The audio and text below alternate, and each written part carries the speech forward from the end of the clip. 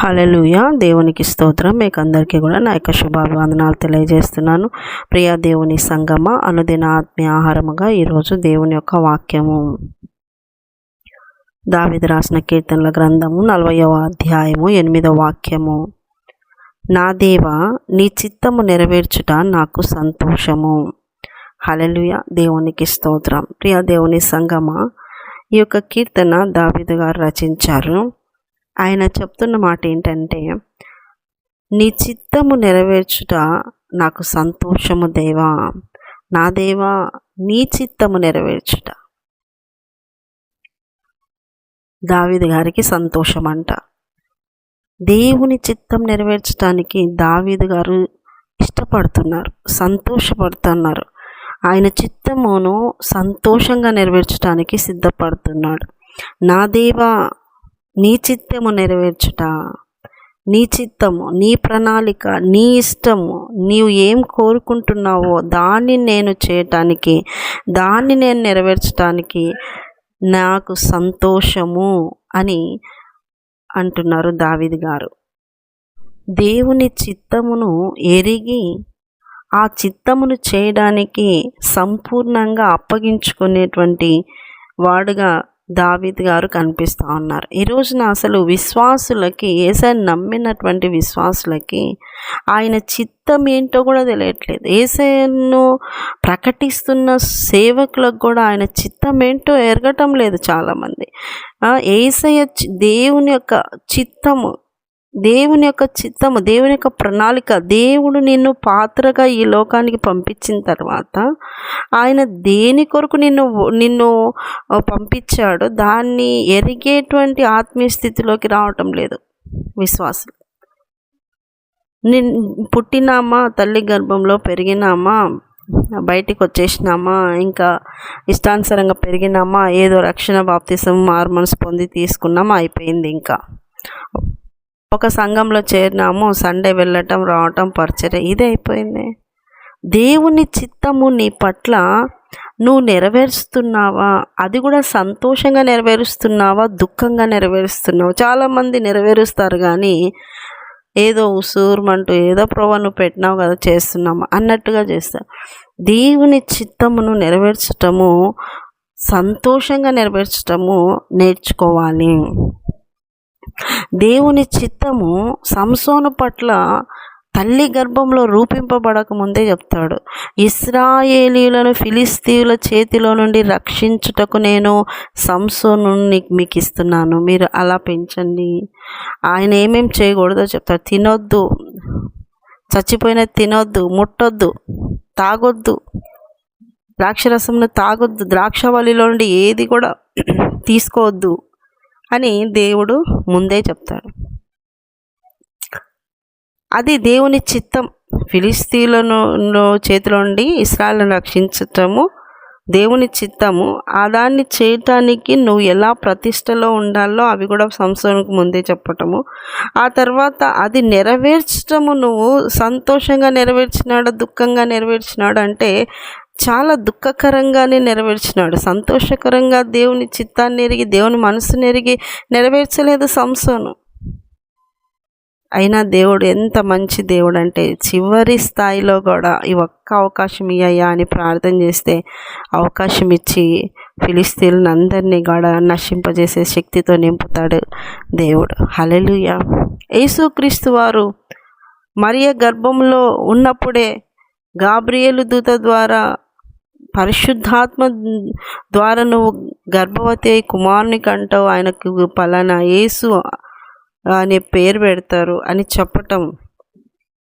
యేసు తన ప్రజలను రక్షించటానికి వచ్చినటువంటి రక్షకుడు, లోక రక్షకుడు.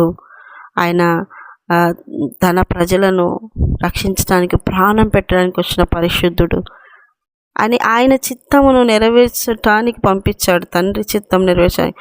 అందుకనే ఆయన ప్రార్థిస్తున్నప్పుడు అంటారు, యేసయ్య, తండ్రి నీ చిత్తం అయితే ఈ గిన్నె నా యొద్ద నుండి తొలగించుము, అయినా నా చిత్తం కాదు, నీ చిత్తమే నెరవేర్చు, నీ చిత్తమే సిద్ధించునుగాక అంటారు.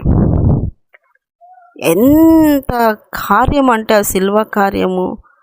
ఆయన ప్రార్థిస్తున్నప్పుడు ఆయన నరాలు చిట్లి బ్లాస్ట్ అయిపోయి ఆ చెమట బిందువులుగా ఉన్నప్పుడు ఆ చెమట బిందువులు రక్తంగా మార్చబడి వచ్చేసినాయి. ఆ చెమట రక్తంగా మార్చబడి అంత హై బ్లడ్ ప్రెషర్ అయిపోయింది. అంత అంత ఇదిగా ఆయన శ్రమ పొందినాడు. ఆయనకు ఫ్యూచర్ ఏందో కనిపిస్తుంది. ఆయన ఇప్పుడు ప్రార్థిస్తున్నాడు, వెంటనే వచ్చేస్తారు, బంధిస్తారు, ఆయన నీడ్చుకుపోతారు, ఆయనను కొడతారు, అపహసిస్తారు, ఉమ్మేస్తారు, ఇవన్నీ కనిపిస్తున్నాయి. సిల్వకి ఎక్కిస్తారు. ఏ తప్పు లేదు, ఏమీ లేదు. ఆయన నీతిమంతుడు. అయినప్పటికీ కూడా ఆయన మీదకి వచ్చే ఈ సిచ్యుయేషన్ చూసినప్పుడు ప్రభు దాన్ని నేను చేయగలగాలి, సమర్థవంతంగా నేను చేసి తండ్రికి తన చిత్తాన్ని నెరవేర్చే బిడ్డగా నేను నిలబడాలని యేసయ్య అంటున్నాడు. తండ్రి నీ చిత్తమైతే, అయినా నా చిత్తం కాదు నీ చిత్తమే ప్రభువా, సంతోషంగా నేను చేయాలి. యేసయ్య కూడా తండ్రి చిత్తం నెరవేర్చాడు. అందుకే ఈ రోజున నీకు నాకు రక్షణ వచ్చింది. అన్యజనులమైన మనము యేసయ్య రక్షణను పొందుకొని యేసయ్య యొక్క పరిశుద్ధాత్మ అనుభవములో ముందుకెళ్తూ దేవునితో మాట్లాడుతూ దేవుని యొక్క సహవాసంలో ఎదుగుతూ ఉన్నాం. దేవునికి స్తోత్రం. మరి ఈ రోజున నీ పట్ల దేవుని చిత్తం ఏంటి? నీ పట్ల దేవుని చిత్తం ఏంటి? శిష్యులతో చెప్తాడు, సర్వ సృష్టికి వెళ్ళి సువార్తను ప్రకటించండి. ఈ రోజున సువార్త ఆగిపోయే రోజుల్లో ఉన్నాం. ఇంట్లో ఉన్న వాళ్ళకి సువార్త ప్రకటించబడుతుందా? ఇంట్లో వాళ్ళే మారిండట్లు అనడం లేదు, బంధువులు రక్త సంబంధికులు మారిండటం లేదు. నువ్వు ఇంట్లో నీ వాళ్ళని రక్షించుకోవాలంటే నీవు మంచి సాక్ష్యం కలిగి బ్రతకాలి. నీ చిత్తము, దేవుని చిత్తం నీ పట్ల ఏమై ఉంది, దేవుని చిత్తం నీ పట్ల ఏమై ఉందో గమనించుకో. నేను సువార్తను ప్రకటించే బాధ్యత నాకు ఇచ్చిన, నేను ప్రకటిస్తా. సంఘంలో స్తంభంగా నన్ను నిలబెట్టినాను, నేను సంఘముకు ఆధారంగా నేను ఉంటాను.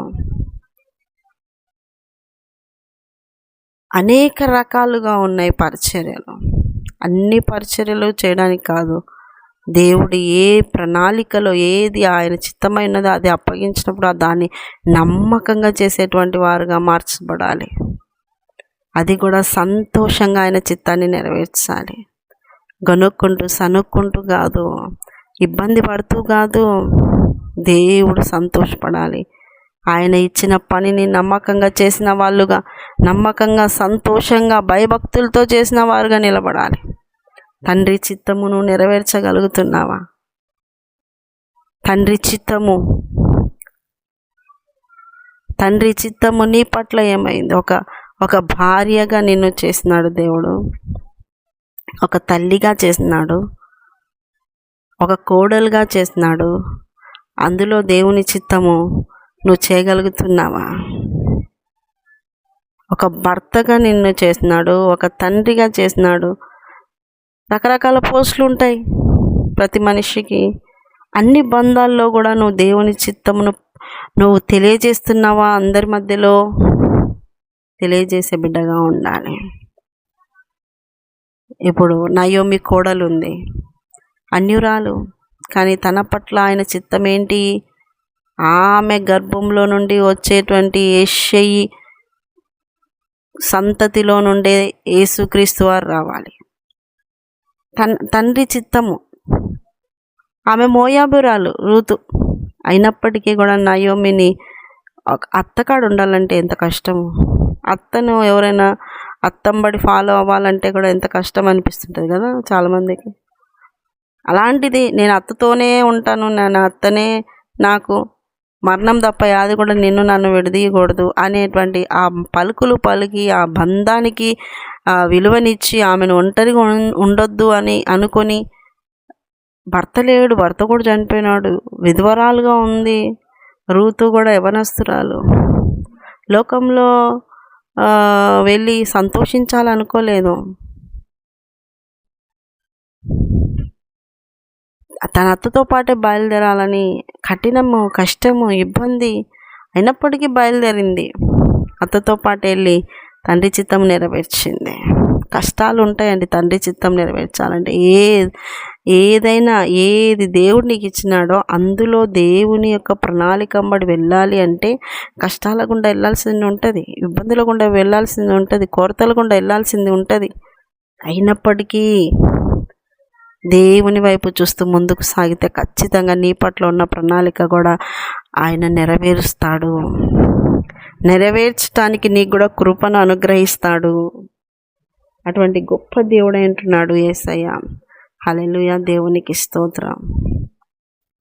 కాబట్టి తండ్రి చిత్తమును నెరవేర్చే బిడ్డలుగా, అది కూడా సంతోషంగా చేసే బిడ్డలుగా, కష్టాలు వచ్చినప్పుడు తిట్టుకుంటా కాదు, గొనుక్కుంటా కాదు, సంతోషంగా ఏది అనుమతించినా ప్రభువా నీకు స్తోత్రం అనే మనసుతో నింపబడి తండ్రి చిత్తమును ఎరిగి నెరవేర్చుదురుగాక.